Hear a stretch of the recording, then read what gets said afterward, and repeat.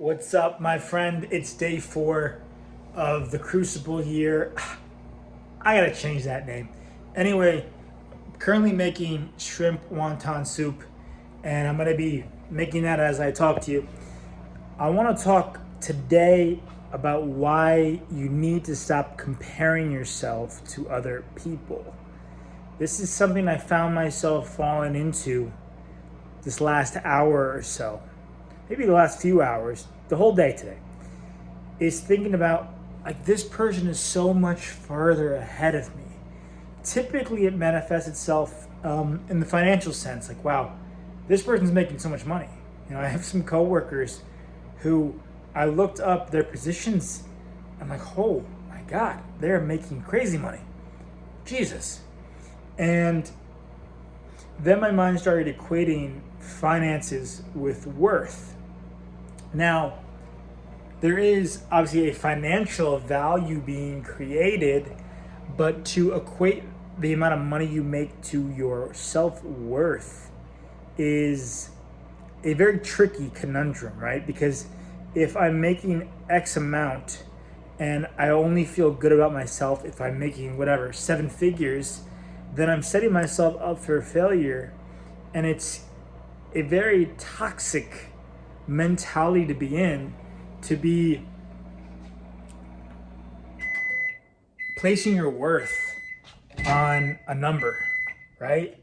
And this is where it gets tricky because you want to get better, but you want to do it in a way that feels.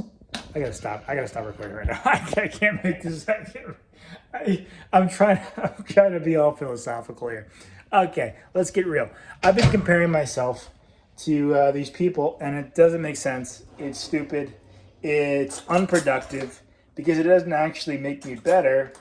In fact, it just delays me from getting better because it's like, oh, they're so much better than me, right? But I'll be real with you. These people that are making this money seem like, not all of them, but in some cases, seem like they're pretty freaking miserable, right? So it's like, yeah, you can make a good amount of money. It doesn't mean you're happy. That doesn't mean you're fulfilled or that you have good relationships. In fact, I worked for a job once where my boss was making like $500,000 a year, like a good amount of money. And he's probably the saddest person I've ever met because he had a lot of bad habits, very poor relationships with himself and others. Hold on a second. Okay. And it was just a very bad work environment, quite honestly. And I didn't spend much time working there. So when you compare yourself, they say comparison is the thief of joy.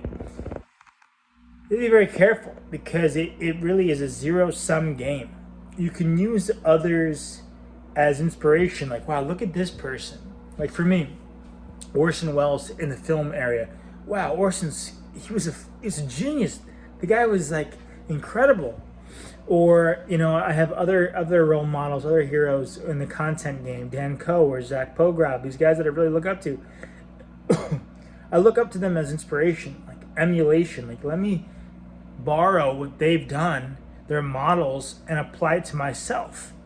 And I think a good way excuse me, to avoid comparing yourself is to cultivate a deeper relationship with self. So lately I've realized for me that I've been hard on myself this past year, but in an unproductive way, where I would be not doing anything about my situation and then punishing myself as a result, like a lot of negative self-talk. Whereas this time around, I'm being patient with myself. I'm looking at reality like, hey, I want to change my situation. This is what it takes. And let's be patient as we build this new identity, these new routines, these new habits. Sunday, I didn't get up early. I was supposed to get up early, but I'm not accosting and beating myself up for that because I made it up the next day. And I made it up the next day. And so as you become this new person of yourself, as you stop comparing and start cultivating a deeper relationship with yourself, you build momentum. So now waking up early is like, wow, I'm proud of myself for doing that. I'm not getting paid to do that. There's nobody that's besides me and you right now talking about this that knows about this. I'm not being graded on this.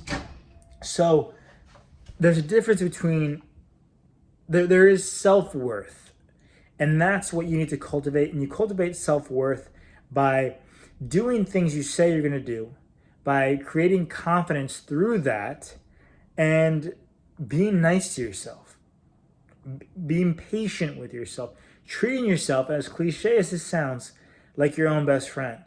And so when I look at that, like, wow, I'm not making the money I want to make yet, but I have done this and I've done that, and I'm making progress in these areas. I'm very emotionally intelligent. I've learned a lot of things these past few years. It really recontextualizes the framework against which I'm grading myself, or have been, right? And so this was a realization I had today, because I'm stepping more deeply into this coaching realm and talking to a friend of mine. I was thinking about coaching, and then one of my friends who is a coach, who's coached me, Jose, reached out to me. I was like, wow, that's so crazy. I was just thinking about that guy.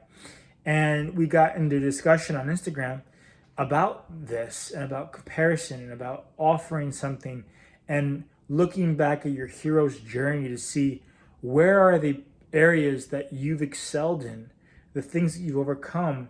And it's not about taking someone to crazy heights, but just getting them better than where they currently are. And I mean, hey, if they go to crazy heights as a result, that's incredible. It's amazing. But the intention behind it should be to encourage, to inspire, to elevate in some way through our own lessons and embodied teachings. So, yeah, I mean, I was just cleaning my room, thinking about all this stuff, and I'm getting things situated. The room is becoming clearer, my literal space as well as my mental space. I've had some mental baggage from the past come up as well. Before the new year, prior to my excursion back to New Jersey, I was having a lot of recurring thoughts that were unproductive, let's say. And those are coming up some more now. However, I've noticed they're devoid of energy.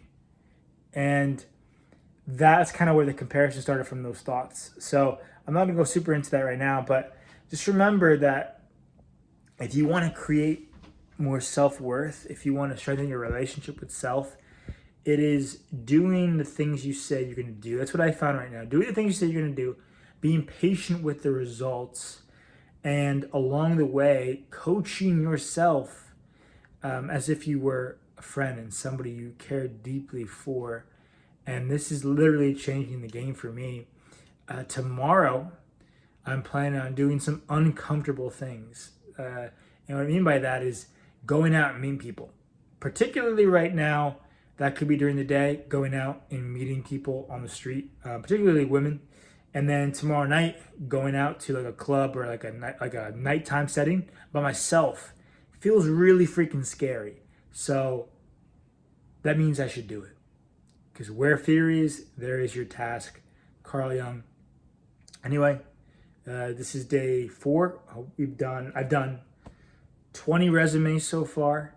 I'm going to be applying for more than 5 jobs tomorrow to get a job on the Saturday, on my off days, Fridays and Saturdays, and then maybe transition that into a full-time thing. Still figuring it out, but I'm really excited about the possibilities. And every time I take a cold shower, I use that as a metaphor. Every time I do that, I'm going to do that later on tonight.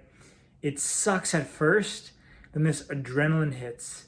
And it's amazing because I know that in that moment, I'm evolving into a stronger version of myself. So hopefully you resonate with some of this. Let me know in the comments below. Hit that subscribe button if you haven't already. Share this video, and I'll see you next time. Peace.